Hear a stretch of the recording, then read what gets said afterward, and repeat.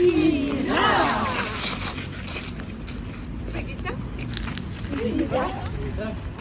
daudz cilvēki varēja iepazīties ar zviedru pieredzi, un šobrīd runājot un attīstot to mehānismu Kuldīgā, tie ir tādi kā atbalsta punkti, kas saprot, ko mēs īsti gribam panākt, un man ir radusies tā kopības sajūta, ka tik tiešām mēs neesam vairs svešinieki, kas sastapta ceļā. These two pieces are made to take to the Faroe Islands about 15 years ago. We have this member trip that goes every second year, and then it's the members that organize the trip, and then the members that wants to can go, and they went to the Faroe Islands. And they packed these two in a container and took them to the Faroe Islands, and they went around to all the schools and told the stories. In this project, the title is Storytelling, a Key to Inclusive Society. We are three partners, which is Kuldīgas District Municipality, Traditional Culture Center Kūrava, and the Storytelling Network of Kronoberg in Sweden. About 5 or 6 years ago, first time I met a wonderful organization, Storytelling Association of Kronoberg region in Sweden. This meeting was very inspirational and gave a lot of ideas how storytelling could be improved and used in many different ways, also in Latvian Kuldīga. Storytelling Network of Kronoberg runs Sagobygden, and that is content of a storytelling festival, Sagobygden's Music and Storytelling Festival since 1990. It's the Museum of Legends and 43 legendary cabinets out in the landscape of 3 municipalities since 1999. And then we do a broad range of pedagogical work in schools and libraries and healthcare, elderly care, and in university. And then I don't know what is this, but perhaps that is your moving on. During these almost 2 years, we organized different workshops and experience exchange visits where my colleagues from municipality, from youth center, from libraries, from rural culture centers, from social center and others could learn the methods of storytelling, how it could be used in many different fields. And I think it was very successful. The colleagues were very inspired, and I already know that many different events started from this experience, and it gave a lot of new ideas. And I think we will see in the future how storytelling is spread and how it flourishes in different activities.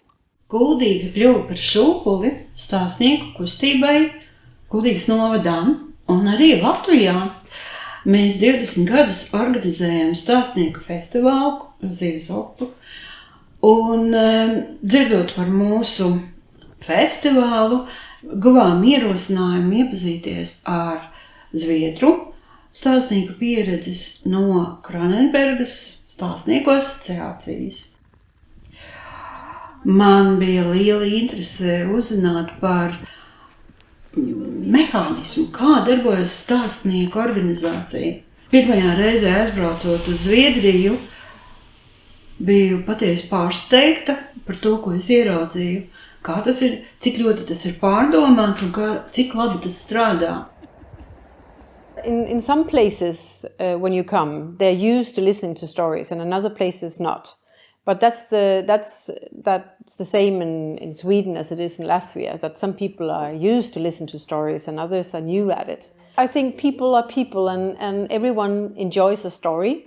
And the stories have always been told, and they've been told forever and ever because they've been entertaining and they've been fun, and you can cry and laugh, and they say something about you as a person. They lift existential problems and aspects of life, and that's why we keep on telling stories, and they are important for us.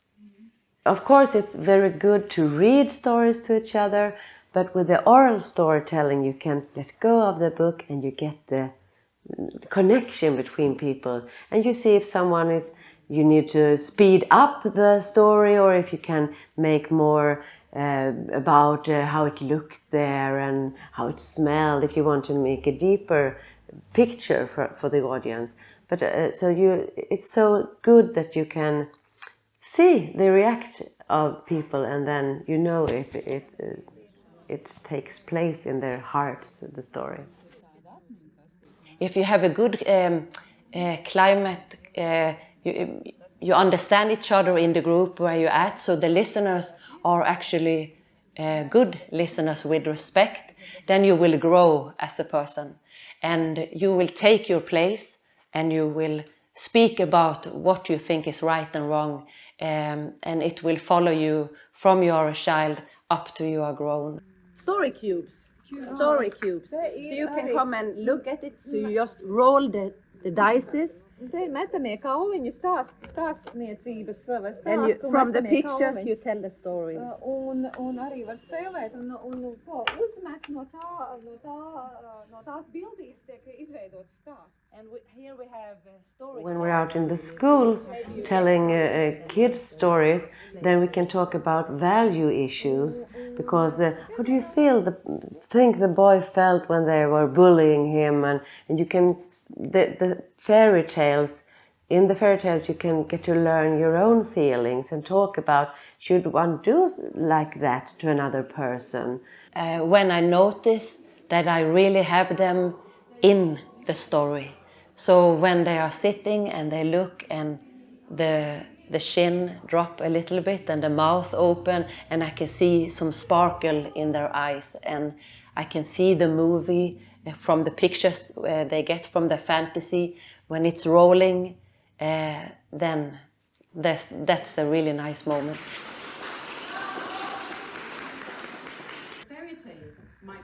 It makes meaning. Their life has had a meaning. They can be proud of what they have done or what they have been. Perhaps you can't walk anymore, or you lose your ability to do things, but you have been a strong person, and we shall not forget that. And if someone tells you a story, your memory awakens, and I remember that. When we educate people in storytelling, and they first say, no, I can't, I'm not a storyteller, I can't do this. And when they notice that, okay, everyone can tell a story, and you don't have to do it like someone else, you just do it your own way. As long as you are interested in the story, you will capture the audience. And then she divided it in two. Un viņa pārgrieza to uz pusēm. So happy. Tik ļoti laimīga. And sometimes you say to yourself, what about me? What am I good for? That you can remember this story, because you never know what you have. I love inside. telling stories because it turns on something in the listener. Seeing the eyes when you tell a story, seeing the expression in another person's face, the horror, the happiness, the sadness, all the emotions that you can have can be contained in a story. So looking at another person's face when you tell a story and see what happens, that's what makes me tell a story every day. The ideas and of course all this job you are doing and introducing people with your local things, with traditions, with stories, with legends, myths and everything. It's just an amazing job, and I think that's something we need to learn from you. Kål fick jag när jag kom hem. Kål fick jag i påsen. Mjölken var både gul och blå. Osten såg jag inte på. Smöret smakade jag aldrig.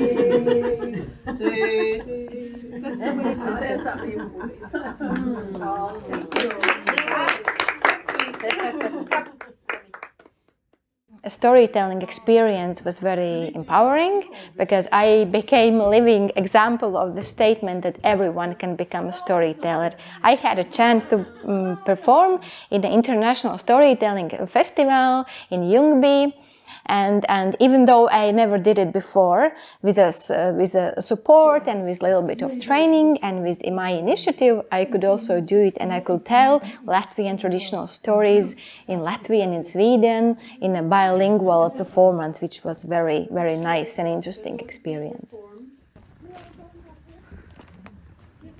Of course, we have to apply for money to do it first. Yeah. Mm-hmm. Yeah. And then we go out in the newspaper and we say that we have a project.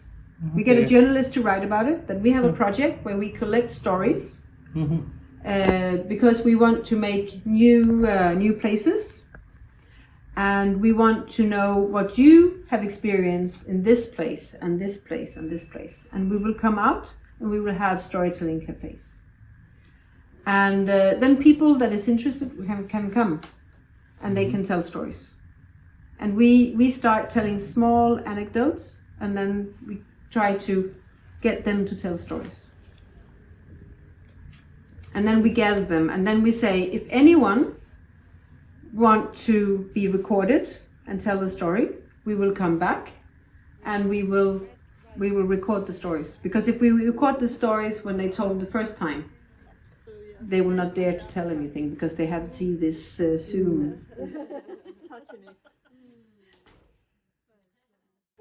I think it's important just to be yourself and choose the stories and say that this was real for someone a long time ago. Is it different now? To make a conversation, to get them involved in the story so that they can see if it's relevant for them. And then they will pass it on and in their own way. So tell it my own way and then let them interpret it and tell it in their way. I think that's the best thing for young people. And I want to encourage that. Borrowing card, that's also Kjell's painting. Absolutely nice. And here we have storytelling. Oh, This is storytelling here. And kikskrift, I don't know what words for. Yeah, the first writing. The first writing, the runes. Yeah. Yes. We know. And bad things. Oh, bad things, the atomic bomb. You know? And here, It's the coming digital society. And here the books, the knowledge in the book. I've seen different areas where storytelling have been put out in the open, and it's been very exciting to see how small it was from the beginning and how it had been growing, and also to see that some of our ideas have been implemented here, but also changed, and that's also very nice to see that the methods is safeguarded. That you can change the method, you can get an idea and you can see it develop to something really beautiful. So I think that's been really nice to see, that the work that we have done in Sweden suddenly get a new life, a new perspective, because it's another way of looking at stories, it's another way of telling stories. We don't tell stories maybe in the exact same way in Sweden as you do in Latvia, and seeing the story become alive in a different way is really nice. So it's been a big honor to see that.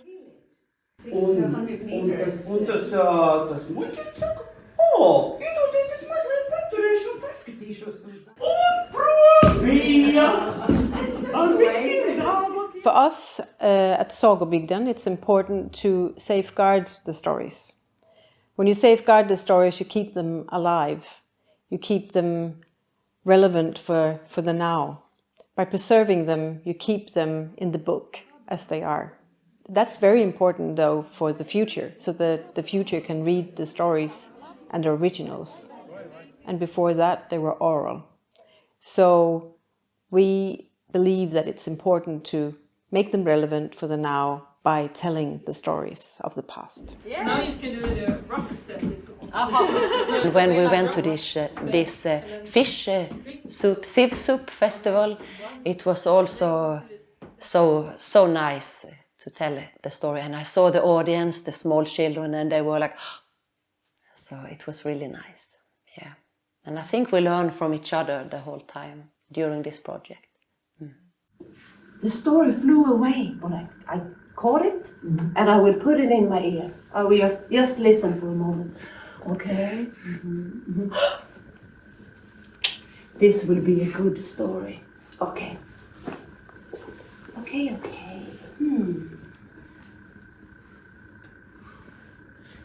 The story? By telling stories, oral storytelling, you can really meet the children you have in front of you, and that's magic. We started with only to tell stories, and when one person tells a story, many other people also started to tell stories. So in the beginning we were 5-10 persons. Now we tell stories all over Sweden. And 25 years ago we started the museum. And two artists, Kjell Sundberg and Mia Einarsdotter, together with me, started to make this museum. I mean, I feel open to any way to tell a story. So you can use an iPad, you can film, you can do it on TikTok, you can do it on Snapchat, as long as the story will keep alive. Well, a story can open a conversation. So a story can open something else. Because when you sit and you have a talk and you think you don't feel safe in that space, a story can make you safe. So just telling the story can make a conversation open about something totally different.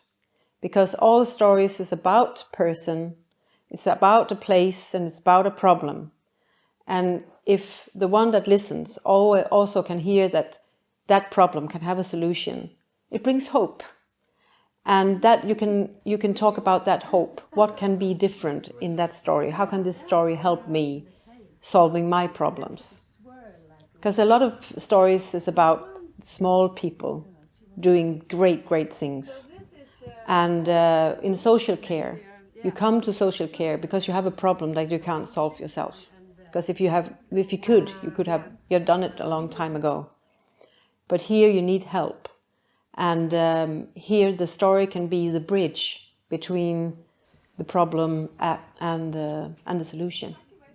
I would like to add that I will keep these moments together with you and meeting all the people in Kuldīgas that we have met, and also outside in different small side projects.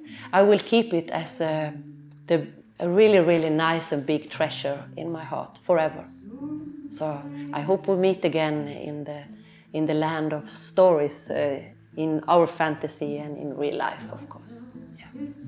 For several times we visited Kronoberg Storytelling Association in Sweden, in the town of Ljungby, and always must-have visit was to the Museum of Storytelling. They have the nicest Museum of Storytelling there, where different characters and traditional stories are very nicely represented by wooden dolls and by wooden figures.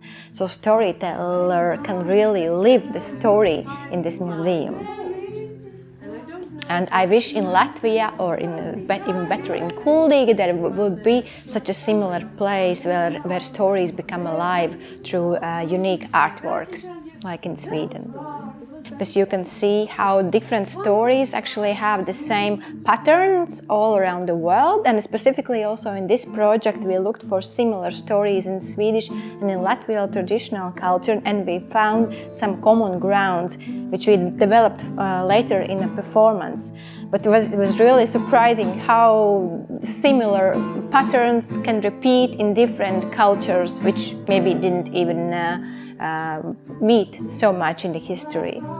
Atgriežoties Latvijā pēc šī lidojuma, es noliku mājās koferīti, piegāju pie rakstām galda, atvēru grāmatu par Latvijas leģendām, un mani pilnīgi satrieca viena frāze, ka Latvijā ir pierakstītas 57,000 leģendas un teikas.